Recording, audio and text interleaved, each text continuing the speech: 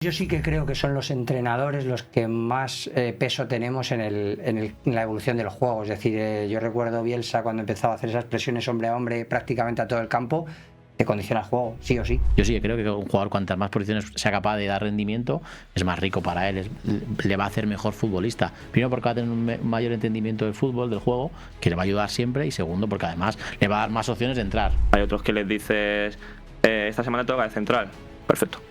Ese es el jugador que quieres. Sí. No el que te. No, pero es que no. A ese tienes que convencerle. Pero el otro quiere, el otro ya está disponible. Vamos a entrar ahora en el bloque principal. Va a ser muy visual porque tenemos una pizarrita aquí en medio de la mesa que la van a poder utilizar los que queráis. Este saque de banda atacando para allá, este saque de banda en diagonal hacia adelante, 95% de pérdidas. Creo que el siguiente salto cualitativo será ese 10 que sea capaz de girarse ante esos bloques medios bajos que se están instalando con las líneas muy juntitas, ese control hacia adelante que te permita ya encarar la última línea, que te permita filtrar, que te permita disparar. La más reciente fue la del portero jugador. Tú estás asumiendo el riesgo de tener el último jugador a esta altura, con lo cual igual no eres tan capaz de asumir el riesgo de meter este pase, o de meter pases que sí meterías si el portero está aquí. Pues bienvenidos a una semanita más de Esfero. Otro capítulo más. Mister, bienvenido. Muchas gracias. Y tenemos dos nuevos integrantes. Hoy la mesa espectacular. Calidad suprema. Mister Diego Nogales, bienvenido. De nuevo, porque imagino que habrán salido nuestras pizarritas. No sé si lo habréis visto, me imagino que sí. Y Carlos de Lerma, bienvenido. Muchas gracias. Compañero, ex compañero. Estuve muy poco tiempo. Gracias al COVID, pero bueno. Me tuve que ir. Pero bueno, seguro que aprendió mucho de mí. Madre mía, qué malo era. Vamos a empezar. Vamos a empezar con el tema. El tema de hoy es un poco, ya habéis visto la pizarra. Podéis utilizarla como queráis. Y vamos a empezar por qué cambia el fútbol, ¿vale? Hemos visto que las posiciones cada vez son más dinámicas, entonces os quería empezar por, ¿existe realmente una posición? ¿Por qué evolucionan las posiciones? ¿Cuál es el principal elemento para que se dé una evolución en el juego? ¿Vale? Voy a dejar la reflexión de Juan Malillo, que decía que no necesitamos jugadores que jueguen de algo, sino jugadores que jueguen a algo, ¿vale? Entonces me gustaría empezar por el Mister, por Cerno, como siempre hacemos. Bueno, es un placer como siempre. A ver, pues un poco en hilo a lo que decía Juan Malillo. Al final, yo creo que todos creemos menos en las posiciones como tal, porque son cada vez menos fijas. Creemos mucho en lo especialista, pero creemos sobre todo en el especialista que es capaz de poder participar en diferentes situaciones. Es decir, ahora, por ejemplo, está muy de moda, ¿vale? Que los laterales no solo le den amplitud ofensiva, sino también se puedan meter por dentro y generar mayor número de jugadores en el pasillo interior.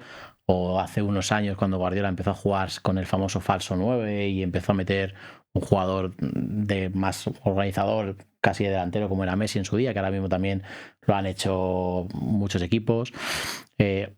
Por lo que decía un poquito Lillo, al final creo que es más importante que el jugador sepa interpretar el fútbol, sepa interpretar el juego independientemente de la posición en la que ocupa. Que pueda participar en 2 o 3 posiciones en diferentes situaciones es lo que le da riqueza al juego y es lo que ha ido evolucionando. Antes era más normal tener estructuras muy fijas, en la fase ofensiva una estructura muy fija, en la fase defensiva una estructura muy fija, y ahora sobre todo en la ofensiva hay mucha variedad, porque el jugador interpreta mejor el juego, viene mejor formado desde su base, tiene más capacidades para poder jugar. Me acuerdo que hace ya bastantes capítulos hablabas tú personalmente de que tú, que eras un carrilero con mucha progresión ofensiva, te costaría mucho hacer tareas simplemente las que tuvieras que participar por dentro, ¿verdad?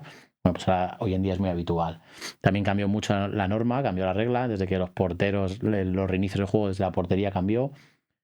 Ya antes Guardiola, a lo mejor un poquito antes, lo empezó a introducir, pero el portero es un jugador más, un elemento más dentro de las estructuras que generan superioridades numéricas, y empezamos a entender que el portero no solo tenía que parar, también podía construir. Entonces, bueno, toda esa evolución ha creado un fútbol igual, muy, muy estricto en algunas cosas. Las estructuras, hay mucha confrontación de estructura, hay muchos partidos a pares, pero hay muchos jugadores que pueden participar dependiendo de la fase del juego en la que estén en diferentes estructuras. Has hablado del tema de reglas, ¿no? Uh-huh. Me imagino que eso afecta un poco al juego. Entonces, ¿qué pesa más en la evolución del juego, las reglas, los entrenadores, los propios jugadores, la propia evolución del fútbol? Carlos. Al final yo creo que todo está ligado. La regla te hace que el entrenador, en este caso, sea el que tenga que modificar comportamientos y luego el jugador tener que adaptarse a esos nuevos comportamientos. Al final, la regla del fuera de juego, por ejemplo, hace que tú puedas defender hacia adelante y tener un portero que ya tenga que jugar a ambas cosas, a no solo estar dentro de su área de incidencia, sino que también tenga que tener esa protección sobre su línea defensiva. Esto todavía se acrecenta más cuando se instaura el VAR. Creo que el Barcelona a día de hoy sin el VAR no podría realizar el juego que realiza, con esa presión, con esa tirada a la línea medio de campo, porque sufriría muchísimas situaciones en las que, claro, un error humano podría perjudicarle. Entonces creo que va todo muy relacionado. Al final, Lee yo creo que también comentaba que el mejor libro de táctica era el propio reglamento. Entonces, cada vez que el reglamento evoluciona, veremos a ver si la ley Wenger va hacia adelante o no, porque creo que también va a ser un cambio en el paradigma a la hora de jugar con esas distancias de relación entre el portero y la defensa. Veremos a ver si son más grandes, si son más cortas. Y como tú dices, siempre hay entrenadores que le dan sentido a esas nuevas reglas. Al final antes no había cambios, ahora ya se pueden hacer 5 cambios. Todo eso va cambiando. Tienes que tener a muchísimos más jugadores en plantilla que sean capaces de aceptar ese rol que a priori no es tan importante o que el jugador siempre quiere ser titular. Yo en mi etapa de jugador aprendí a ser suplente, pero mucho más importante que cuando era titular, porque un entrenador me cogió y me dijo: tú eres bueno cada vez que entras. Y yo no lo entendía. Digo, pues si soy bueno cada vez que entro, pues ponme de inicio, ¿no? Claro. Tiene todo el sentido. Y me empecé a sentir cómodo, acabó el año, y cuando vi lo típico que ve las estadísticas, había jugado 40 partidos y yo no me sentía ese jugador importante en ese momento. Pero aprendí que tenía otro rol en el campo que era y en el equipo que era mucho más importante que ese jugador titular. Qué bueno. Importantísimo. Mister, tú por ejemplo con la intrusión de más cambios en el fútbol, ¿tocaste algo, cambiaste algún método?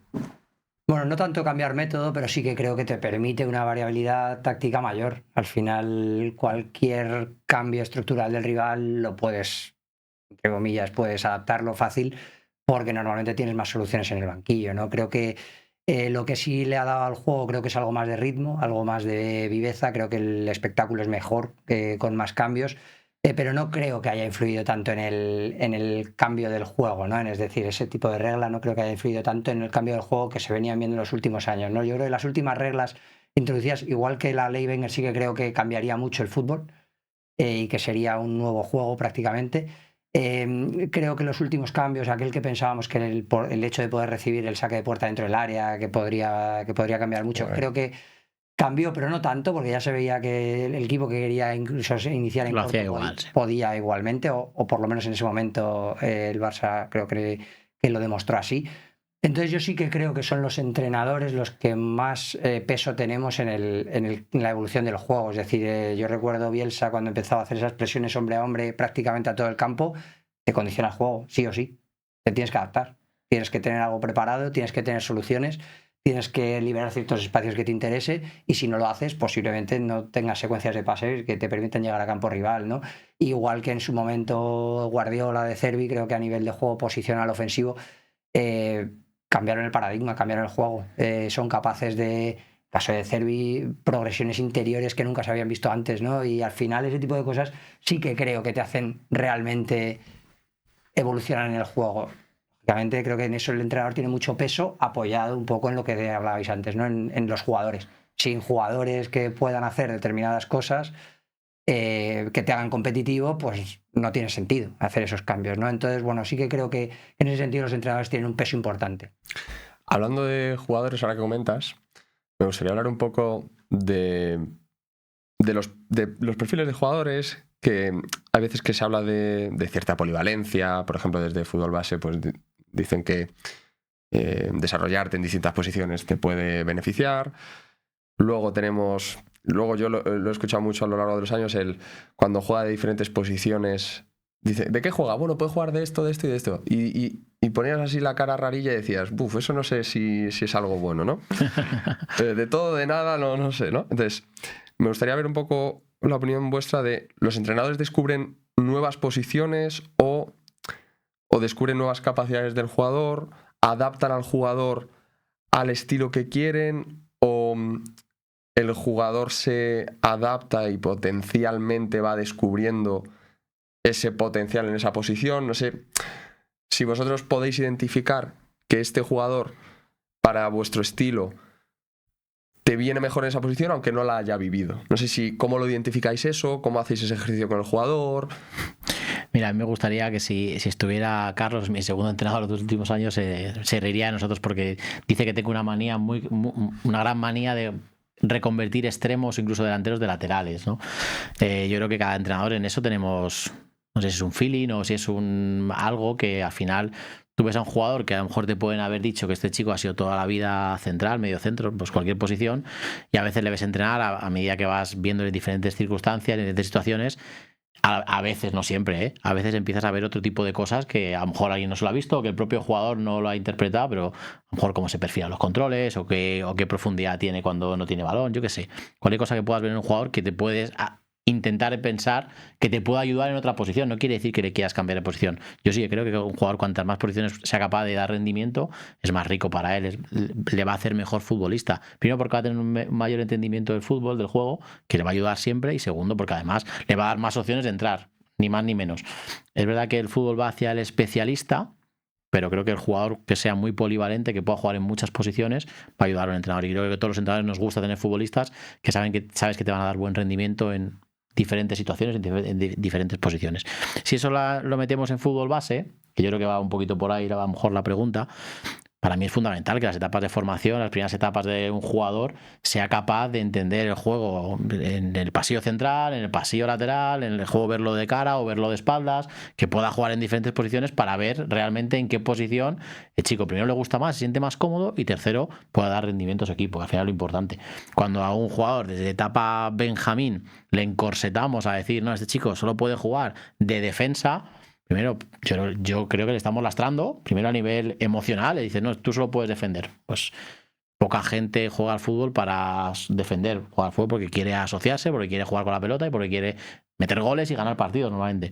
Entonces le estamos acotando mucho. Y segundo, además, estamos acotando nosotros como entrenador parte de nuestro trabajo. Nuestro trabajo en la formación es formar a jugadores, es hacerlos mejores en todos los conceptos que puedas, cuanto más mejor, a nivel técnico, a nivel táctico, a nivel físico y a nivel emocional.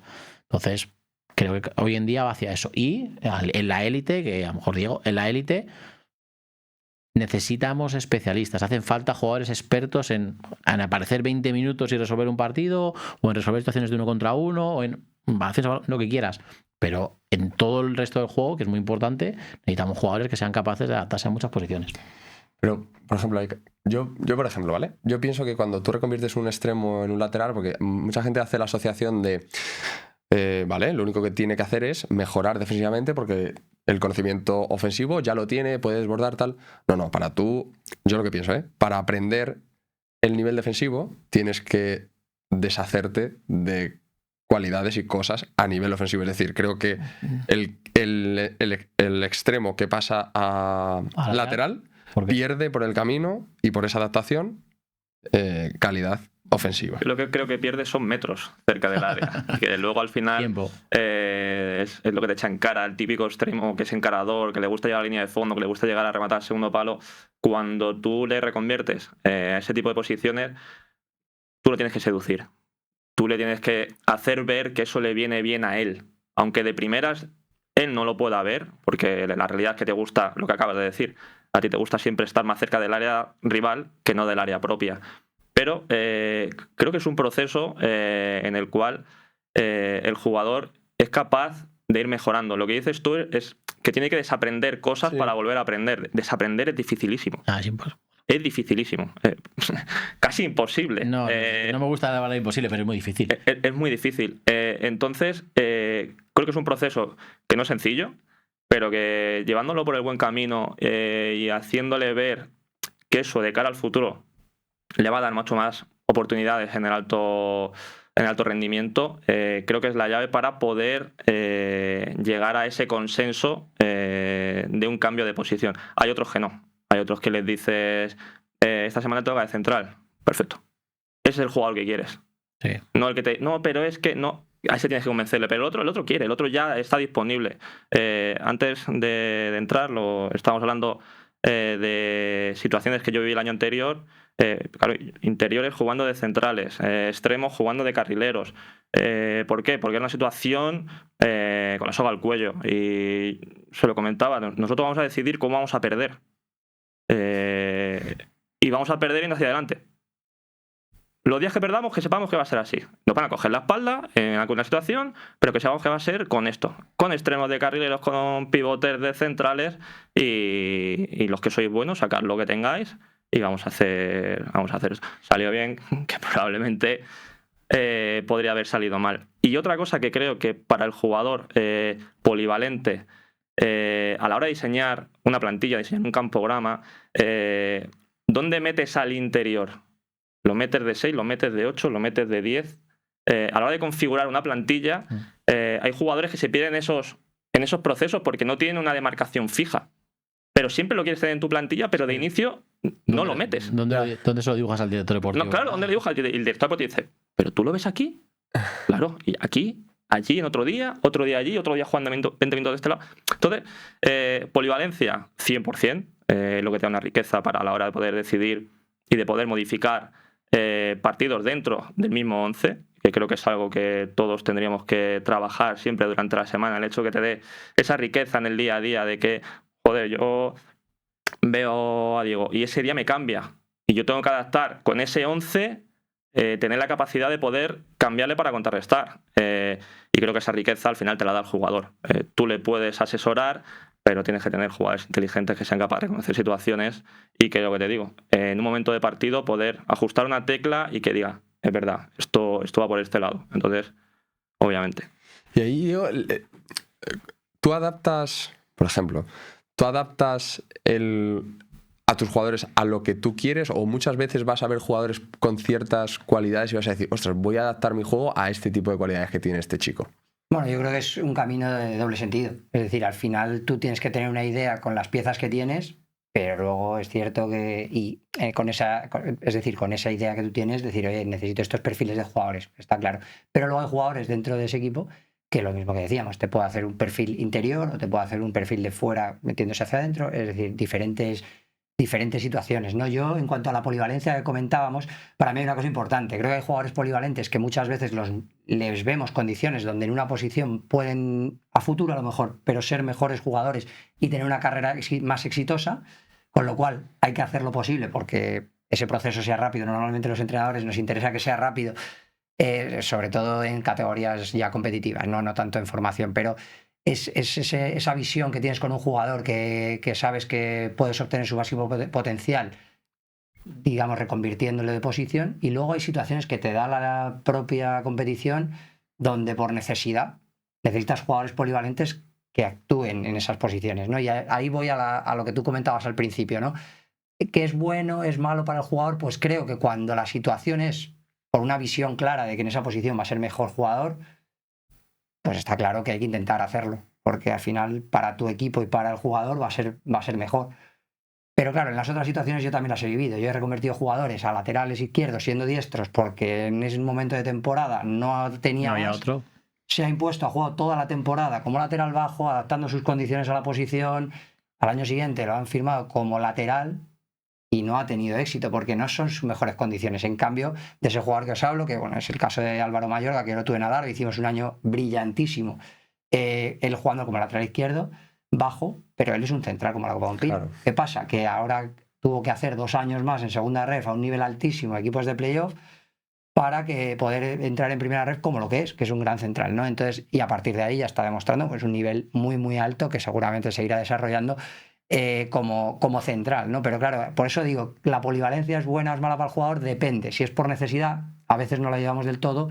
Si es por visión, creo que hay que intentar hacer lo posible porque eso pase. Eso a mí me pasaba en formación, por ejemplo. Yo recuerdo Marvin Park ahora jugador de Las Palmas, primera división, que cuando llega a la cantera del Madrid es un extremo, de 1 contra 1, muy vertical, poco concepto defensivo, pero con el paso del tiempo se vio que es un jugador que cuanto más partía desde atrás, con metros por delante, etcétera, acabó jugando el primer equipo del Real Madrid como lateral, o acabó jugando minutos, y eso le hizo entrar en segunda división, Las Palmas. Esa versatilidad de posiciones le hace ahora mismo ser un jugador de primera división, ahora mismo de segunda, pero que ha pisado primera división con esas cualidades, ¿no? Y ahí sí que había una visión clara. Pero el ejercicio de, por ejemplo, ¿no? A ver, es que claro, no sé, supongamos que no tenemos todo el dinero del mundo para fichar, pero te encuentras un Messi que dices, joder, pues con las cualidades que tiene, bueno, Messi es un mal ejemplo. Te encuentras un Messi... Messi es un mal ejemplo. Ese. Podría ser central también, si quieres. Imagínate, un central con un pie como Stones que dice Guardiola, vale, va a jugar de esta manera, voy a adaptar mi forma de juego a un perfil como este que no lo he encontrado, o sea, que no se ve mucho y me viene muy bien. Vas a intentar convertir en Stones en un buen... Y voy a adaptar, gracias a un perfil como Stones, voy a adaptar mi salida, voy a adaptar mi juego gracias a este perfil. No tanto, la reflexión no ha venido tanto de mí mismo, sino que viendo el perfil que tengo, adapto mi juego a ese perfil. O sea, adaptas el equipo al perfil de jugador que tienes. Correcto. ¿No? Es lo lógico, es lo que es muy difícil hacer, sobre todo en la élite, con jugadores que tienen más de 23 años, es muy difícil que adaptes tú a esos jugadores que ya han tenido que ya han terminado su etapa de formación, los adaptes a un modelo de juego que es muy contrario. Se puede intentar, pero normalmente te vas a pegar algún tiro en el pie seguro. Depende de... No sé si Stones estaría capacitado para hacer juegos de posición a 200 por hora y ser capaz de filtrar bien, yo qué sé, de cualquier tipo de situación de salida de balón, que seguramente Stones, no conozco lo suficiente como para decirlo, pero no tenga la capacidad ideal. Ahora, ¿serías capaz de que Stones sepa desplazamientos de 40, 50 metros a situaciones de rotura, de extremos y tal? Pues obviamente, entonces lo lógico como entrenador, o mi opinión por lo menos es, intenta adaptar tus jugadores, la mejor versión de tus jugadores a un modelo de juego en el que se sientan, en que puedan potenciar el modelo de juego. Es decir, lo hemos alguna vez, lo que no puedes hacer es que seas limitante, de que tus jugadores sean limitantes de un modelo de juego, que tu modelo de juego no sea limitante a tus jugadores. Claro. Intenta que el modelo de juego sea multiplicador del talento de tus futbolistas. Ahí está un poco la capacidad de un entrenador. No es lo mismo, además, un entrenador que puedes, entre comillas, decidir el perfil de jugador que quieres, porque te gusta ese perfil y porque crees en ese perfil y te gusta ese modelo de juego, y entonces es sencillo adaptarlo, que al revés, que un entrenador que de repente llega a un vestuario que ya está formado, que no tiene ningún tipo de capacidad para decidir sus futbolistas, y entonces tiene que adaptarse a lo que tiene y convertirlo en potencial. Pero, por ejemplo, no sé si podemos tener el sesgo, ¿no? De, oye, este es mi estilo de juego, yo tengo esta idea de juego, y por tener ese sesgo, ese, no sé si ego o no deshacerte de ello, estás viendo que, o sea, puedes tener un mejor rendimiento si adaptas tu juego a tus jugadores y no que tus jugadores se adapten a tu juego. No sé si me entiendes por dónde voy. A ver, nada es imposible. Y por suerte los jugadores de fútbol se pueden adaptar a casi cualquier cosa. Y hoy en día, además, un futbolista que ha llegado profesional, que lleva 10 años de carrera, va a saber adaptarse a casi cualquier modelo. Pero en la élite, el detalle te marca diferencias. Y es muy probable que la élite, en un modelo de juego, con jugadores que no están capacitados para ese modelo de juego o que no son los ideales para ese modelo de juego, no te dé. Lo normal es que no te dé para estar en ese detalle. Ahora... Sí, antes hablabas del caso cuando hablas del caso de Stones, a mí yo no he estado dentro para saberlo, pero lo que yo veía es decir, el pensamiento es yo quiero tener a Stones defendiendo de central y lo quiero tener en transición dentro de la estructura rival. Entonces, ¿por qué proceso tengo que pasar para que eso se dé?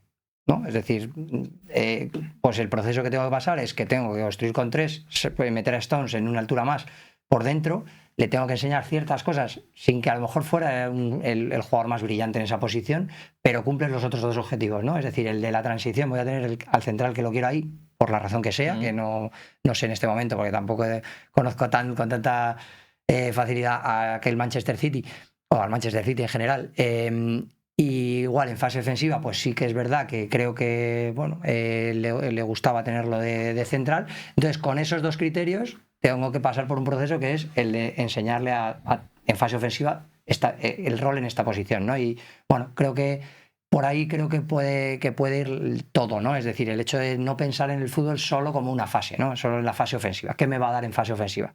Vale, yo sé lo que me va a dar en fase ofensiva Stones y seguramente ahí lo quiero de central del medio o de central derecho, depende de la salida que hagas, ¿no? Pero vaya, que seguramente fuera su mejor posición. Pero si yo luego quiero construir esa estructura con él de central y quiero que los laterales sean dos jugadores que, bueno, pues como los que son, ¿no? Los jugadores que dominan bien la defensa espacio abierto, etcétera, que quizás Stones ahí le puede costar un poco más, pues quizás por ahí creo que pueden ir los tiros, ¿no? Entonces, al final es eso, es adaptar dentro de tu modelo, dentro de tu idea, pero con todas las fases del juego en la cabeza, pues intentar pensar cómo puedo ser más eficaz.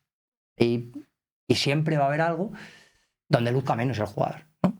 Ahí es lo que la decisión va por ahí, yo creo. Al final, para mí es clave la adaptación siempre, tanto del jugador como la del técnico en este caso. El año pasado yo tuve la inmensa fortuna de poder entrenar a un jugador de élite como José Callejón. ¿Qué haces? ¿Quieres adaptar a José Callejón a lo que tú haces, tú sientes, tú eres?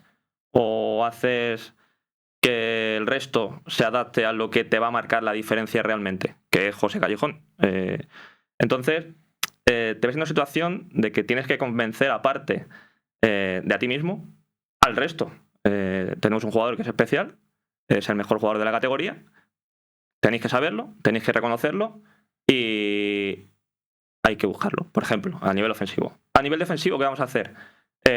Vamos a jugar 9 contra 9. José nos tiene que dar en otra faceta del juego y él se va a quedar en una zona en la que su jugador no progrese, tal. Te vas adaptando a las herramientas que tienes y sobre todo cuando llegas a una situación de una temporada avanzada en la que no tienes capacidad para poder decidir qué herramientas, qué materia prima vas a poder tener a la hora de luego de competir. Entonces, para mí es una adaptación constante. Lo de Álvaro Mayorga es otro caso. Igual, yo lo vi el año pasado mucho jugando en el Yeclano. El Yeclano es un equipo, o es entrenador en especial, que hace que sus jugadores compitan bajo cualquier circunstancia, cualquier situación, en cualquier escenario. Entonces, Álvaro el año pasado jugaba de pivote defensivo por delante. En inicio se metía de tercer central. Yo lo veía este año, firmamos a un jugador también de ese club, a Gabri, que hacía exactamente lo mismo. O sea, los tres centrales que tenía ese equipo eran capaces de hacer las dos funciones en cualquier momento y en cualquier situación. O sea, para mí eso es un éxito tanto del entrenador como de esos jugadores que son capaces de adaptarse a esa polivalencia, a esa forma de entender el juego. Vamos a entrar ahora en el bloque principal. Para los que nos escucháis en Spotify, va a ser muy visual porque tenemos una pizarrita aquí en medio de la mesa que la van a poder utilizar los que queráis. Yo no la voy ni a tocar. Y los que estáis en YouTube, pues nada, a disfrutarlo. Vamos a hablar un poco de evoluciones en las posiciones, evolución del juego. Hemos estado hablando un poco de los laterales por dentro, cosa que no llegué a vivir ni de cerca, vamos. Ni quieres. Ni de cerca, vamos. Entonces, me gustaría empezar por la más reciente, que lo comenté con Diego hace nada, fue la del portero jugador. ¿Vale? Entonces, voy a empezar por esa. Voy a empezar por qué tendencias de juego creéis que más está influyendo en esta evolución de las posiciones, y empiezo con Diego, que lo comentamos el otro día, lo del Utebo. Sí, en este caso es algo que como entrenador creo que nos planteamos muchas cosas y estas entre ellas yo alguna vez lo he pensado. Es decir, no sé si cambiar al portero por un jugador o que el propio portero, dependiendo de las condiciones, pueda hacer algo más que simplemente ser el apoyo por detrás, ¿no? Entonces, en este sentido creo que ya la evolución del fútbol va muy por ahí, ¿no? Ya hay muchos equipos que meten al portero en línea de 4 un poquito más adelante para ganar altura con los jugadores, de estos jugadores de primera línea, para no tener que venir a esos espacios que se generan, para no tener que traer a los jugadores que están entre líneas esos espacios que se generan, ¿no? En este caso, Yo la verdad que es algo que ya había intentado pensar, ¿no? ¿Cuándo lo usaría yo? ¿Cómo lo usaría yo? ¿No? Y sí que me parece interesante porque las estructuras que nosotros solemos usar en fútbol son simétricas. Es decir, son en derecha y en izquierda 4-4-2, ¿no? Pues tenemos más o menos los mismos jugadores. Luego ya, en función de las condiciones, este estará jugando por dentro, este por fuera o al revés, ¿no? Pero son estructuras más simétricas, ¿no? Entonces, lo que yo decía es, oye, lo que yo me he pensado alguna vez cuando se ha dado este tipo de situaciones de pensar en portero jugador, que luego nunca lo he hecho, es decir, si yo metiera un portero aquí, por ejemplo, como central, es decir, en esa posición como central, quito a este jugador que ahora lo meteremos, tenemos un extremo y tenemos un lateral, ¿no? Lo que yo sí podía poder hacer es, ante un equipo ya replegado, como hizo Utebo, ¿no? Quizás, decir, oye, ya ante un equipo replegado saco al portero a esta posición. Yo tengo un jugador extra que me puede servir para generar esa superioridad donde yo quiera. Es decir, si yo pretendo que, oye, mi perfil derecho es fortísimo, quiero progresar por aquí porque sé que voy a sacar centro, etcétera, me da para generar una superioridad numérica. Y lo que no sé es lo de siempre, es la balanza beneficio-riesgo. A mí nunca me ha compensado. Por ahora no he entrenado equipos que tengan la superioridad en ataque posicional tal como para asegurarme que en cualquier balón de pérdida esto no me vaya a provocar un gol en contra, ¿no? que sería caro. Aún así, esto es una cuestión de valentía personal, ¿no? De entrenador, de equipo, etcétera. Oye, pues ahí va, y ojalá el fútbol evolucione por aquí, porque nos hará a los entrenadores, a los que estamos defendiendo, pues a lo mejor nos ponen en tesituras diferentes y que sea una evolución del juego de la que hablábamos antes, ¿no? Pues mira, yo sí que creo que si la usaría en esto, ¿no? Es decir, en generar una superioridad que yo sé dónde va a ser y el rival se va a tener que adaptar y, lógicamente, por la superioridad numérica, pues lógicamente será muy difícil de contrarrestar, ¿no? ¿Qué pasará? No lo sé. A lo mejor acabamos viendo equipos que no defiendan con jugador en última línea porque dejen que estos conduzcan o no fijen a nadie, ¿no? No sabemos lo que pasará, ¿no? Entonces, bueno, me parece algo nuevo, novedoso. Es un primer pasito, ¿eh? O sea... Y que es un primer paso. A mí, sinceramente, yo lo hablaba mucho con mi segundo entrenador, con Pablo Bueno, cuando yo estaba con él en Adarve y en Majadahonda, este tipo de cosas, tácticas y algunas locuras del estilo, y nos sorprendía mucho que no se hubiera hecho en la élite, porque sí que creo que en la élite ha habido equipos que ya en el 10 contra 10 eran suficientemente buenos ante cualquier presión para salir y meterte en campo rival, aquel Barça de Guardiola, ¿no? Etcétera, y a mí sí me sorprendía que ese tipo de equipos no lo hubieran hecho, ya sea con portero, trayendo al portero aquí o directamente metiendo un jugador. Es verdad que es difícil. Es que yo creo que la élite, si no se ha hecho, que no lo sé porque no se ha hecho, es porque normalmente los porteros de ese perfil ya tienen suficientemente buen pie como para incorporarse a la línea sin tener que cambiar al portero, que sea un jugador de campo que juegue de portero. Víctor Valdés tenía capacidad para jugar a 60, bueno, 60 no sé, pero a 25-30 metros de su portería y es capaz de generar líneas de pase, o Iván Raya es capaz de jugar casi mejor que cualquier otro futbolista de la élite. El caso de a mí lo que me parece es que es novedoso, me parece interesante, es al final... Yo creo que el objetivo de casi cualquier entrenador con tu ataque posicional es generar superioridades. Es muy difícil, pero lo que acaba de decir Diego es intentar que seamos uno más en alguna zona del campo para desde ahí generar progresión en el juego. Obviamente, si tienes un jugador más, es más sencillo generar superioridades. Lo que pasa es que yo creo, por lo que no se ha hecho más veces, o no lo sé, a lo mejor ahora se crea una nueva moda y se hace más, es porque al final va a pasar lo que yo creo que pasó el otro día con el Utebo, es que al final no van a saltar a primera línea. Entonces, en el momento que no salten a primera línea, aunque tengas un jugador más, bloque bajo, claro, es más fácil defender y el riesgo es muy alto. Es decir, en cuanto a la recuperación, un jugador de nivel desde casi cualquier posición del campo sin portero es capaz de hacer un desplazamiento a portería. Entonces, el beneficio creo que no es lo suficientemente amplio como para el riesgo. Es muy probable que te tape los pies y te levante la cabeza. Carlos, en un bloque bajo que vemos en primera división que prácticamente están jugando todos a frontal de área, 5-4-1, sí. Hacer un desplazamiento con tanta gente cerca me parecería un hito histórico, vamos. O sea, hacer un tiro desde ahí me parece un hito histórico, ¿no? Vale, no, pero no lo mires por esa parte. ¿Qué has conseguido teniendo uno más? ¿Con algo tan apretado? Ya. El problema yo lo veo, perdona Mario, perdona Carlos, te he interrumpido, pero bueno, el problema yo lo veo en que no eres capaz, creo que teniendo, es decir, tú estás asumiendo el riesgo de tener el último jugador a esta altura, con lo cual igual no eres tan capaz de asumir el riesgo de meter este pase, o de meter pases que sí meterías si el portero está aquí. Es decir, yo este pase lo puedo meter y a lo mejor es el que toca, pero con el jugador portero aquí no sé hasta qué punto voy a ser capaz de asumir ese riesgo. O meter un balón al delantero. igual el delantero está en posición, pero no estoy seguro de que vaya a tener una descarga fácil de cara y el riesgo que estoy asumiendo es una mala descarga, un toque y a lo mejor ya estamos en una situación muy difícil de presionar. Lo ideal de esa situación sería que ese jugador, para generar uno más y meterlo aquí, es que este futbolista fije a uno para liberar, para generar superioridad, ¿vale? Vas a generar una conducción de un portero, me da igual, lo de central dejando aquí el portero hacia una línea para generar una superioridad dentro de una línea. Lo que decía Diego, es que aunque salgas bien y superes primera línea de presión y generes un 3-2 en el lado contrario, es más normal que pierdas el balón a que le des progresión en el juego. Lo más fácil es que puedas llegar a una situación de centro lateral y defendes centro lateral en pares dentro del área. Lo normal es que esa situación no acabe más veces en no gol que en gol. Ahora, ¿está muy lejos todavía para superar? Sí, pero esa sería la ideal, yo creo, ¿eh? Esa sería la ideal para poder presionar bien. Sí. Y sobre todo que esto se ha visto... Tienes pares en la presión alta. Claro. Esto se ha visto en una situación, en un contexto en el que vas perdiendo 0-2, que no tienes nada que perder ya. Entonces, te da la capacidad de poder seguir arriesgando y fallar y no perder nada porque ya lo has perdido durante... En este caso sale bien, ¿vale?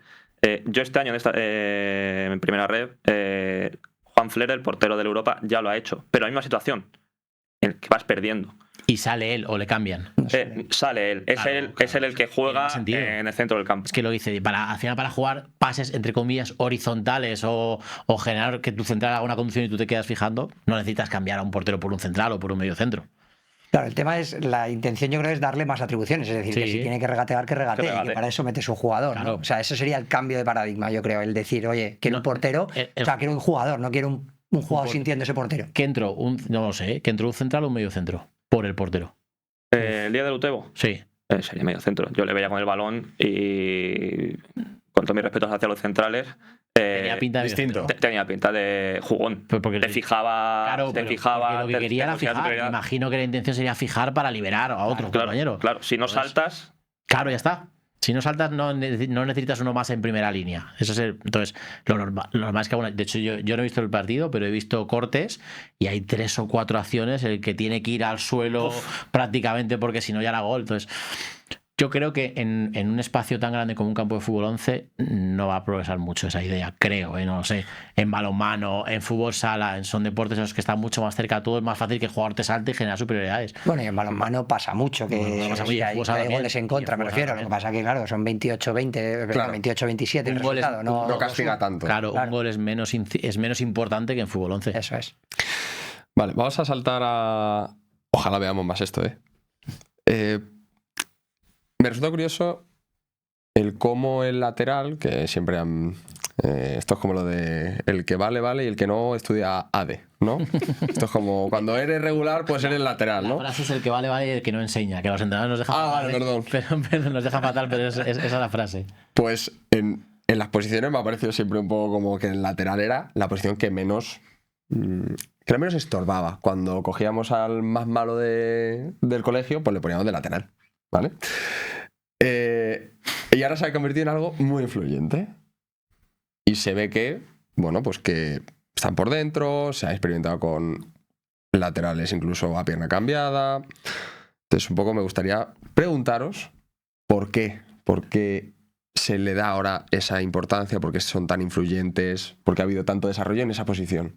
Para mí, lo primero, porque es el que más campo de visión tiene en el terreno de juego. Él, al final, si es capaz de estar en una buena posición lateralizado, es el que más ángulo de visión tiene de todo.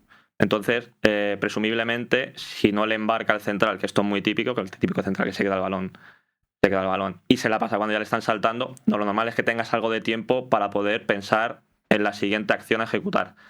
Creo que es la demarcación, como bien dices, que más te condiciona un tipo de presión. Ya simplemente el hecho de que sea, en este caso, el perfil izquierdo, sea diestro, te hace ver que ese equipo va a girar más el juego que uno que sea un zurdo. Tu trayectoria de presión o tu trayectoria de acoso hacia ese jugador no es la misma. Tú no puedes saltar con un extremo de manera frontal si el lateral que tienes está a pie cambiado. El acoso tiene que ser desde dentro para obligarle, como decimos, que la línea de banda te ayude como un defensor más. Entonces, condiciona y mucho. En mi caso, yo no he estado jugando con laterales al uso. He tenido tendencia de sacar algún medio centro con buen pie, pero siempre para buscar una superioridad o un objetivo siguiente. He buscado laterales que sean extremos, cosa que a ti no te gusta. No, me encanta, me encanta, me encanta. Si lo consigues, Tenemos espectacular. sí, lo que no te gusta Con poner, ¿no? buen 1 contra 1, que luego lo mismo, al final un extremo, tú le dices, pero tú encara. Si le quitan 3 veces el balón y lo sacas del campo, no encara. Tienes que ofrecerle unas garantías y una confianza, porque claro, son muchísimas cosas las que van ligadas una tras otra. Entonces, obviamente, cada una de las posiciones van a ir modificando. Ahora mismo no hay 10. Creo que el siguiente salto cualitativo será ese 10 que sea capaz de girarse ante esos bloques medios bajos que se están instalando con líneas muy juntitas, ese control hacia adelante que te permita ya encarar la última línea, que te permita filtrar, que te permita disparar. En España se está perdiendo, creo, principalmente por la pérdida del fútbol de la calle. ¿Por qué hay selecciones que a día de hoy, como es Marruecos, están obteniendo un rendimiento tan alto? Y creo que es por eso. Esa gente sigue jugando en la calle, sigue disfrutando del día a día y tiene muchísimas más horas de vuelo que un jugador actualmente aquí en España. El jugador español es bueno gracias a la formación, que creo que en el fútbol base es excelente, sinceramente os lo digo, y por la formación de los entrenadores. Yo estoy todavía lejos. Ahora mismo me dedico a ver a compañeros metodologías, cómo plantean los entrenamientos de cara a ver cómo van a contrarrestar al rival, cómo fortalecen esas capacidades de sus jugadores para que pueda lucir en el partido. Y es lo que estoy haciendo, pero creo mucho en el talento a nivel individual. Por eso el hecho de jugar con extremos de carrileros, con mediocentros de centrales, porque te da una diferencia en eso. Luego, obviamente, tienes que convencerlos de lo otro, que es lo que no le gusta a nadie, que es tirar para atrás. Pero al final, cuando van obteniendo un rendimiento, van obteniendo un resultado, empiezan a sacar el pecho, empiezan a levantar la mirada hacia adelante y dices, pues no seré yo más guapo de lo que realmente me veo. Y creo que va a eso, más que a las posiciones, a cómo se vive cada una de ellas. Sí, tú hablas del caso de los laterales. Yo siempre recuerdo, bueno, laterales y cualquier posición, pero siempre recuerdo que luego con los cuerpos técnicos siempre tenemos muchas conversaciones de lo que no nos gusta de este jugador. Ay, es que si este tuviera esto y esto otro y tal. Y siempre estamos así. Yo recuerdo mucho que cuando en mi etapa con Raúl de entrenador, él siempre decía la misma frase, que es: enamórate de sus virtudes. Y es verdad, o sea, al final eso es lo que tenemos que ir, ¿no? Un poco lo que decía antes Carlos. Al final, si tú te enamoras de las virtudes, a nosotros nos pasaba mucho. Yo entré en la cantera de Real Madrid a Miguel Gutiérrez ahora jugador del Nápoles. Y claro, Miguel Gutiérrez era un jugador que la fase defensiva no la tenía muy interiorizada, ¿no? Él todo lo que fuera hacia adelante, por fuera, por dentro, incluso había partidos el año anterior a entrar a nosotros que jugaba de media punta con el 10. O sea, es decir, no de lateral metido dentro, no. Michel le llegó a poner también ahí alguna vez con Girona. De media punta. No, lo que Michel le ubicaba ahí era...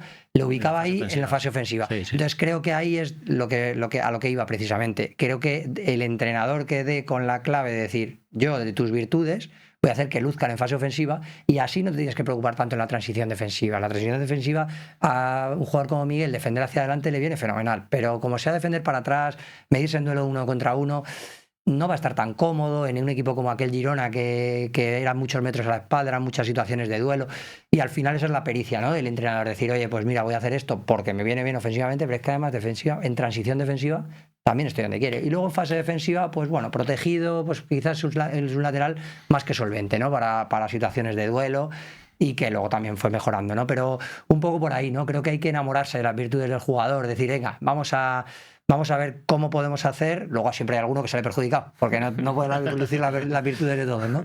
Pero bueno, ahí cuantas más virtudes luzcan de tus jugadores, pues más cerca estarás de competir mejor y de encima tener esa sensación, o que el jugador tenga esa sensación de que realmente está cómodo, ¿no? Están luciendo mis virtudes, qué bien, ¿no? Qué bien. Además, le doy esto al equipo, qué bien. Oye, pues ahí cuantos más tienes así, mejor, ¿sabes? Es un poco donde yo creo que está ahí el punto de esta tendencia de laterales o de cualquier posición.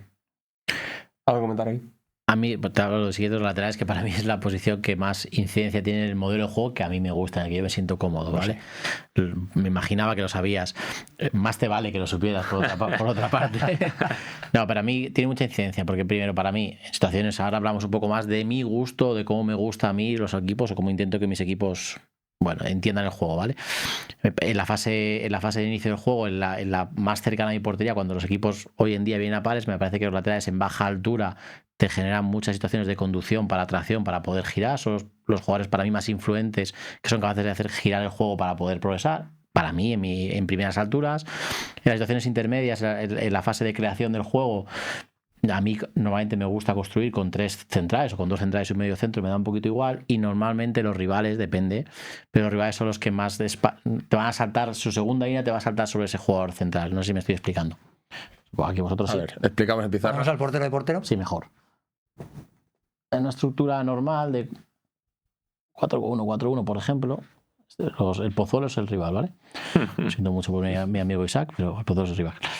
Entonces, a mí, como yo entiendo el juego, una estructura básica tampoco no tiene que ser siempre igual, ¿vale? A ver, ¿cómo estamos? Vale, ahí más o menos. Vamos a poner, por ejemplo, ¿vale? Vamos a poner ese 3-5-2. ¿Lo vemos todo más o menos? Sí. Entonces, en un momento en el que depende mucho de esta altura, ¿vale? Depende muchísimo de la distancia que hay entre centrales en la primera altura, pero si has sido capaz de atraer en primera altura a un central, este es el jugador que tiene un problema, entre comillas, ¿vale? Porque esto te tiene que decir, cuando salta aquí, si la altura de tus delanteros han sido capaces de con 2 jugadores fijar una línea de 4 atrás, el jugador que deberías liberar es esta altura. Por eso hoy en día ya pasa menos, porque se salta de fuera hacia adentro y la cosa cambia un poco, pero por lo general en la segunda fase el jugador libre debería ser tu carrilero, tu jugador de banda o tu lateral derecho, lateral izquierdo en este caso, como quieras llamarlo. Entonces, a mí me ha dado a nivel ofensivo muchísimo. Depende muchísimo, obviamente, de la situación de los jugadores delanteros, de si quieres jugar por 4 por dentro, entonces tienes que fijar aquí. Este jugador le obligas a decidir en la fase defensiva que hay, y entonces lo liberas en muchas situaciones. Por eso a mí me ha sentido muy cómodo. Y también me pasa que en la última altura, que es la más determinante, en el lado contrario, normalmente, en estas situaciones en las que tú apareces aquí, este jugador normalmente va a fijar, no llego allí, pero está fijando, entonces el jugador del lado contrario, carrilero contrario, normalmente en amplitud también tiene ventaja, porque estos futbolistas muy pocas veces llegan a ayudas defensivas, muy pocas veces. Cada vez hay más estructuras de 5, Ha cambiado mucho cuando hay una estructura de 5, que entonces concretamente nosotros hemos cambiado mucho. Cuando son estructuras de 5, a lo mejor sí a los laterales lo metemos por dentro y es el delantero el que hace caídas hacia caja, desde dentro hacia afuera. Bueno, la cosa cambia, pero en los últimos 5 o 8 años, para mí esa posición de lateral, carrilero, llámalo como quieras, de amplitud en la fase ofensiva y en la fase de construcción del juego, para mí ha sido muy determinante. Entonces, en mis equipos ha sido muy habitual, por eso a veces me han vacilado mis amigos y gente de mi cuerpo técnico, meter a medio centros jugando de laterales izquierdos. Hemos metido muchas veces a medio centro, recuerdo a David, el año pasado en Móstoles, a Thiago, que es un jugador coreano con unas condiciones espectaculares para jugar al fútbol, físicas, técnicas, lo tenía todo, pero yo que no había jugado nunca fútbol en España, que venía de medio centro, que era un 6 o un 8 como mucho, y lo acabamos convirtiendo en lateral derecho y está jugando en tercera división, es un chico que tiene progresión, ha dado mucho rendimiento, y en ese caso no solo fue porque creíamos que nos iba a ayudar en la construcción del juego, en la última fase del juego, sino sobre todo, en este caso concretamente Thiago, era por un tema de toma de decisión. Al final un chico que le costaba la toma de decisión, tenía capacidades técnicas y físicas, pero le costaba mucho tomar decisiones, porque es normal, un chico que no entiende bien el idioma, etcétera, etcétera, en una posición con unas consignas mucho más simples, entre comillas, mucho más básicas. En primera altura, conducciones hacia adentro; en alturas intermedias intenta aparecer en el espacio entre lateral y extremo para recibir ahí y desde ahí generar superioridades; y en la última altura, sé vertical y sé profundo. Le habíamos quitado el 80%, no recibía 40 voces, no tenía que pensar en 360 grados, tenía que pensar hacia adelante o hacia atrás. Entonces, para mí es una posición muy, muy, muy determinante en el juego hoy en día, para mí personalmente.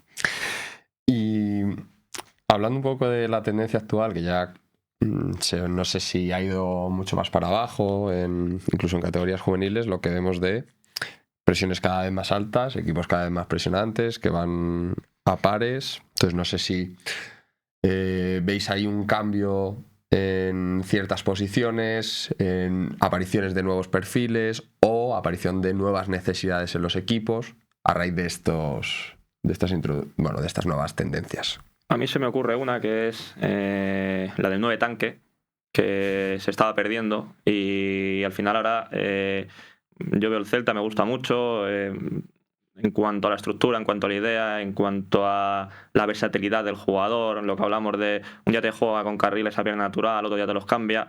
Y para mí el eje de todo, aunque parezca raro, Borja Iglesias. Ha sido capaz de interiorizar una posición de fijar centrales, con venir a recibir y poner gente de cara, con aparecer a espacios y siempre estar en área.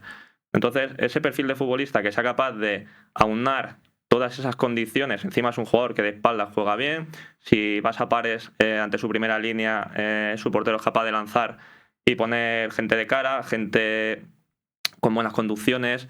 Entonces puede ser una figura que aparentemente se había olvidado y que vuelva otra vez a estar en auge, más que nada por la tendencia a la que va la fase defensiva de muchos equipos. Y antes, hablando también con Diego, ahora que vemos un poco más, que tenemos más tiempo para el fútbol de élite, va a la extinción del bloque medio. Al final creo también porque el no tener bloque medio te permite ahorrarte una fase y una fase de esfuerzo. El bloque medio ante equipos que sean capaces de tener un buen manejo, de quedarte superiores en primera línea, te desgasta mucho. Y con el calendario tan apretado que hay en el fútbol profesional, creo que es una forma de protegerse en cuanto a distancia, de alta intensidad, en cuanto a rendimiento. Nos superan la primera línea perfecto. Bloque bajo, juntitos, y a partir de aquí a ser capaces de llegar fuera y apretar bien, a ser capaces de defender el área, a ser capaces de cuando la tengamos no regalarla. ¿Y cuándo empieza esa transición a ya bloque bajo? O sea, ¿en qué líneas cómo es? Normalmente cuando se supera la primera línea. Claro, ahí. O sea, tú dices... Depende del equipo. ¿Cómo dices cuándo es el momento de transición a bloque bajo? Al final ahí va un poco en base a la idea que tú le imprimas al jugador en el día a día. Las tareas las tienes que ir modificando para aquello que quieras que suceda luego en el partido. Si tú una tarea en la que les permites apretar todo el rato, luego no puede llegar el partido y decirles, no, si te supera la primera línea, vete hacia atrás. No, si tienes una intención, lleva la muerte que te salga mal. O sea, no podemos confundir al jugador con lo que entrenas a luego lo que pides el día de rendimiento. Entonces, yo hoy veo lo mismo. Si tú tienes, por ejemplo, jugadores de una determinada edad, tú no puedes estar exigiendo esa cantidad de repetir esfuerzos a alta intensidad. Por lo tanto, nosotros tenemos una idea que es la presión tras pérdida, pero si nos dan 3-4 pases, no giran, tú ya carrera diagonal al sitio, recupera posición y a partir de ahí te armas otra vez, que cuando es lo típico ejemplo que se pone, cuando haces un 6 contra 4 entrenando no metes ni un gol. Pues la idea tiene que ser un poco esa. Una vez que ya no has sido capaz de ser activo en la primera presión, que te han superado y que ya estás viendo que no te están dando las piernas, tienes que tener la capacidad de reconocer esa situación y volver a punto de partida. Entonces, ese para mí es el momento. Luego hay equipos que tienes que disfrutan de esa presión y tienes que dejarlos. Yeah. Sobre todo jugadores, ¿verdad? Que jugadores que parece que si no les has puesto ese paradigma, esa intención de saltar siempre a situaciones de presión, parece que la intención del entrenador es retener un poco al equipo, ¿eh? Totalmente. Yo creo que es un error, ¿eh? Pero pasa muchas veces, ¿eh? Sí, pero al final es un error en el que todos creen. Sí, es verdad. Es un error de jugador. Porque yo tuve a Onésimo, entrenador, tuve la gran suerte de tenerlo durante 3 años y yo he sido medio centro en mi carrera deportiva. Él me decía, tú mientras que el balón esté presionado, presiona al portero. Y yo veía que saltaba a apretar al medio centro jugaba con el central, saltaba a apretar al central y el central con el portero y yo saltaba al portero. El balón siempre estaba que ibas a todas. Iba a todo. Era un jugador que tenía bastante recorrido y me daba las patas. Obviamente, claro. Si me llegan a pedir eso a Abraham García con 39 años cuando me voy a retirar, digo, Abraham, no llego. Abraham, por favor, no me hagas esto. Ese es un poco a lo mejor el problema, ¿no? Que a lo mejor hay, no sé, depende de todos, pero Sí. que a lo mejor hay equipos que llegas hasta el 60, hasta el 70 en ese tipo de partidos, le puedes saltar a todos. Luego también depende mucho del modelo de juego del rival, porque si el rival cada vez que corre hacia atrás, cada vez que corres hacia adelante y te desplaza, te acabas convirtiendo en un equipo muy largo y eso es muy complicado para las segundas jugadas y cambia mucho y también tiene mucho que ver el modelo de juego del rival. Si el rival es muy asociativo, puedes saltar a pares hasta que te dé las patas. Pero si el rival es muy directo, a lo mejor tiene menos sentido que te conviertas en largo, porque al final esos recorridos de vuelta normalmente son más lentos que los de ida. Por eso voy a la que todos comentan el mismo error. Si tú ves que tu compañero salta a apretar, vas igual, sí, vas.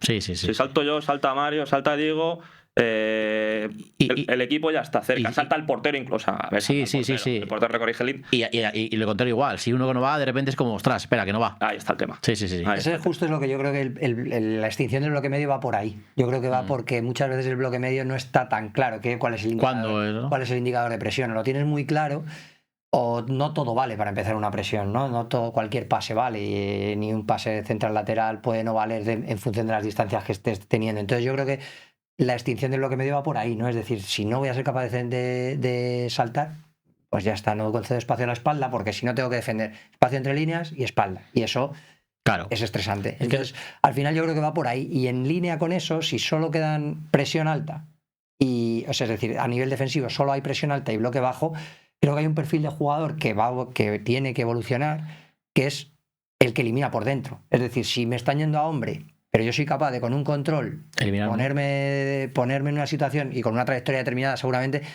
donde me genere el equipo cierto espacio, pero con un control soy impredecible de si lo voy a hacer de tacón para un lado, de tacón para el otro lado, de exterior para un lado, o simplemente voy a hacer un toque hacia la portería más una pared con un jugador que veo.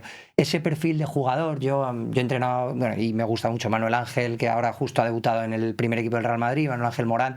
Es un jugador de calle, es un jugador impredecible y es un jugador de los que elimina por dentro, que lógicamente no tiene el físico que tienen otros. Pero claro, este tipo de jugadores yo creo que van a volver. Creo que no estoy viendo mucho Manchester City, pero creo que el Manchester City juega con jugadores que realmente siempre han sido extremos, ¿no? Y está jugando con ellos por dentro.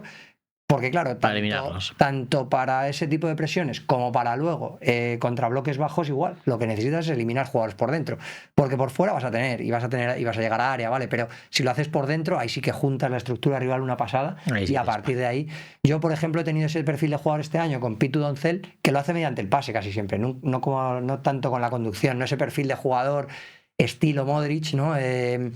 Que lo mismo te elimina con una pared, que te elimina con una pequeña conducción, que es capaz con su técnica de usar una pierna o la otra, o el exterior de una y de otra. Ese tipo de jugador creo que tiene que volver, y si no, pues pasará que algunos entrenadores empezarán a meter jugadores de fuera por dentro. Claro. Y eso creo que es un perfil muy interesante para ese tipo de situaciones. Es que lo que hablas... ¿Pero en qué altura? O sea, cuando habláis de ese tipo de perfiles...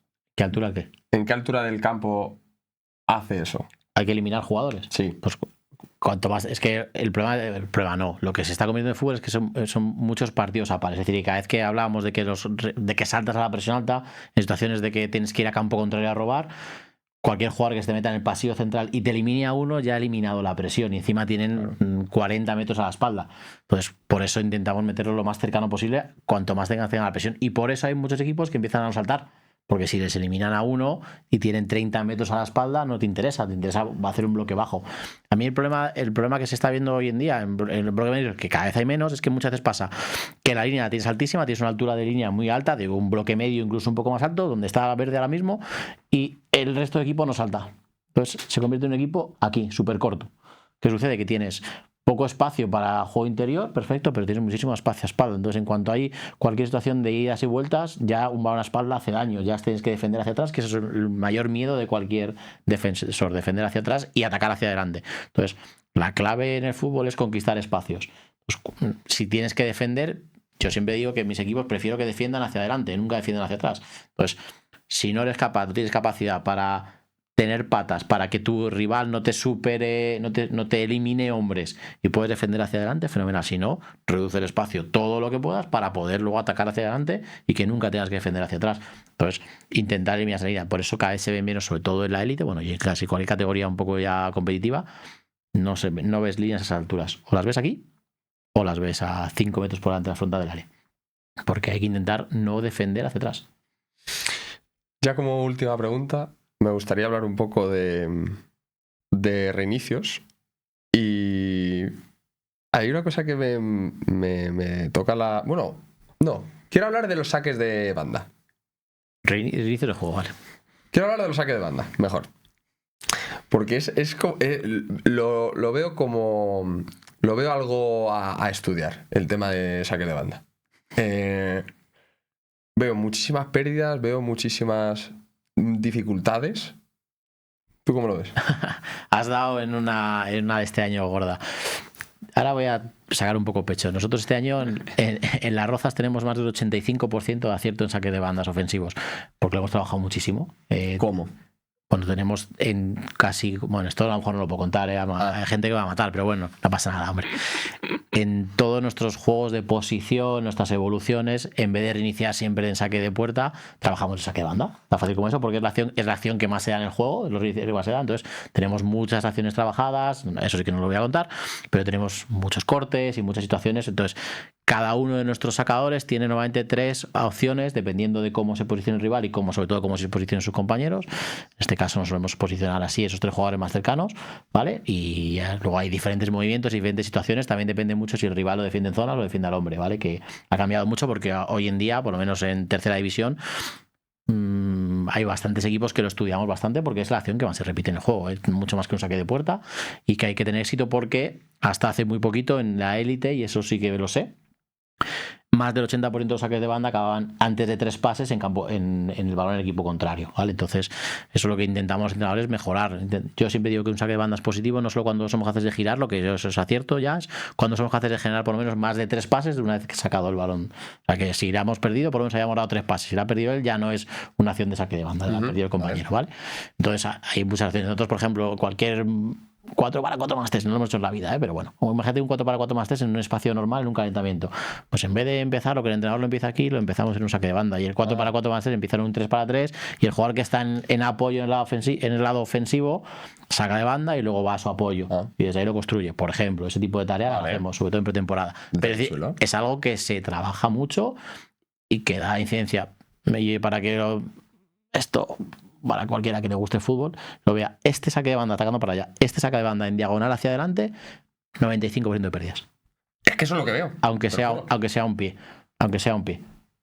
95% de pérdidas, incluso aunque este jugador sea capaz de jugar cara con este jugador que es el hombre libre, que normalmente es el que más tiene que hacer. Más del 90% de pérdidas. Entonces, este saque de banda nosotros este año lo tenemos prohibido. Este saque de banda nunca se puede hacer. Este sí, hay cortes, hay tal. Pero este saque de banda no. Aunque eso sea por estadística, ¿eh?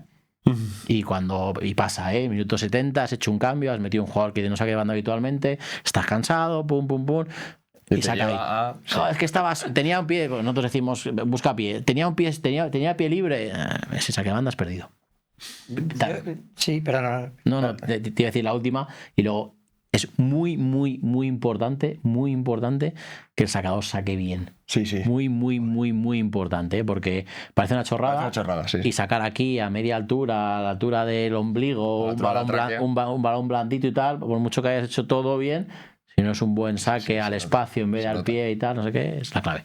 Sí, yo estoy de acuerdo, hay técnica en el saque de banda. Hay una parte de técnica que no todo el mundo controla todos los saques de banda. Ahora también nosotros, por ejemplo, establecemos zonas en el campo donde cada una tenemos una intención. Y en la primera zona no tenemos ninguna intención de tener el balón. Lo que por lo menos en el contexto de equipos que he tenido las 2 últimas temporadas. Nuestra primera zona, el contexto es alejar el balón de nuestra zona. Tenemos nuestras secuencias, o bien mediante un saque que permite una volea, que tiene su técnica.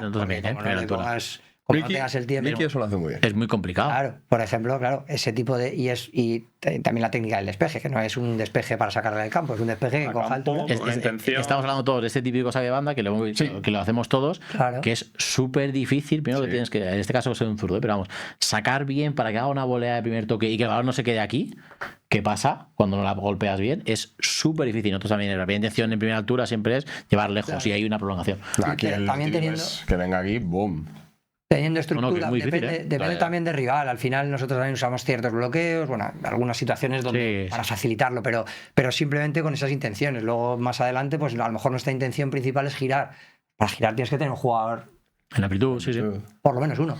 Hay equipos que le gustará tener 2, 3 o los que sean. Bueno, nosotros normalmente hacemos uno abierto, uno cerrado para para también intentar que el jugador alejado del lado contrario pues tenga también ciertas atribuciones y que en caso de pérdida también estemos preparados, porque claro, si vamos a arriesgar un balón dentro con según qué trayectorias, pues también conviene que preparemos la pérdida, como lo haríamos en cualquier acción del juego, ¿no? Entonces, bueno, pues un poco dependen de las intenciones. Tú antes decías, no saque diagonal, no sé. Al final hay que entender que minuto 70, da igual que metas uno del banquillo, da igual que la teoría nos diga que siempre no va a haber pérdidas, pero igual vas 1-0 arriba, igual es el momento de que la intención que mostramos en esa zona del campo, en esta sea la misma, que es ponerla lejos y no generar un ataque. ¿Por qué? Si los ataques ya los hemos generado para a lo mejor ganar el partido, ¿no? Es decir, luego irá en la idea de cada entrenador decir que no, que quiero seguir a partir del 75 jugadores que con menos confianza, quiero seguir haciéndolo. Bueno, pues eso ya cada uno. Nosotros a lo mejor nos intentamos percibir o leer un poco cómo está el jugador en ese momento para hacer o no hacer. Claro. A partir de ahí marcamos, oye, no, directo con delantero, cayendo cerca de la línea, fuerte de la línea. Y si saca otro saque de banda y se enfría, mejor. Bueno, ya eso es cuestión de oler el partido, ¿no? Pero en general sí que creo que cada vez se trabaja más. Creo que, bueno, que prácticamente todos los equipos tienen estructuras para hacerlo. Y, por supuesto, los saques de banda en última zona que ya se han convertido en área, ahora mismo se han convertido en acción de balón parado. Ahí sí que creo que puede haber cierto, con el cambio de regla que querían hacer de meter 5 segundos para el saque de banda, ahí sí que creo que se quitaría esa acción como balón parado posiblemente, porque no daría tiempo, ¿no? Puede ser. A llegar. Yo para mí la regla esa de los 5 segundos, a mí, por mi forma de entenderlo, me perjudicaría, porque yo ya lo que le pido a ellos, claro. O sea, 10 segundos más, ¿no? Saca. Claro. Dáselo no de tu color. Claro. O sea, no esperes a que el equipo rival se coloque tal. Sí. Vamos ganando, vamos perdiendo, me da igual. Saca. Saca, ten el balón tú otra vez, que te da otra opción de poder atacar de manera diferente. Es una herramienta también súper útil, sacar rápido casi cualquier acción a balón parado. Totalmente. El jugador a nivel emocional sigue desconectando. Cada vez que el balón para es como su momento de relax. Y equipos que este año hay un equipo en tercera división que eso lo hace muy, muy, muy, muy bien.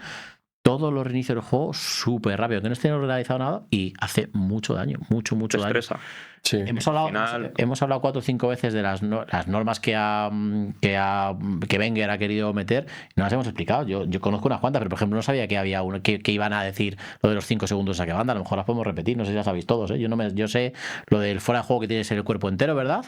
Lo de los saques de banda de 5 segundos. Un espacio. Más que 5 segundos creo que es como la regla que hay ahora mismo en los porteros cuando atrapan el balón. Sí, es decir, a partir de la cuenta atrás. Bueno, que no a partir de que tenga el balón en la mano y se va a sacar, pero no sé cómo se va a aplicar. Es decir, vale, puede tener el balón en la mano, pero si yo me tengo que recorrer desde el lateral derecho hasta aquí para sacar, Claro. igual te empieza a contar aquí. Entonces no lo sé, no sé exactamente cómo se aplicaría. Eso también depende mucho de la aplicación. La que he visto, la de fuera de juego, que debería empezar a contar solo si es cuerpo entero.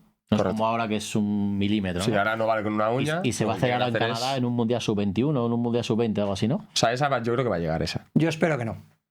Espero que no llegue. La verdad, creo que cambia demasiado el fútbol es mucha distancia, ¿no? Creo que si ya estamos viendo bloques bajos, vamos a ver bloques bajos en frontal de área pequeña, en punto de penalti, porque ya es imposible ganar ventaja en situación de remate.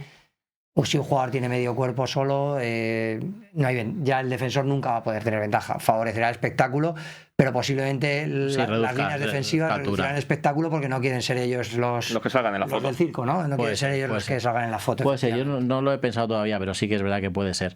O sea, sí que es verdad que tiene sentido que hay que poner algún límite, pero que 1 centímetro en primera ref, bueno, en primera ref la tenéis, ¿vale? No digas eso, por favor. Primera ref, el tema del VAR, no lo menciones. Yo cada vez que he ido no me ha parecido que funcione tan horriblemente mal.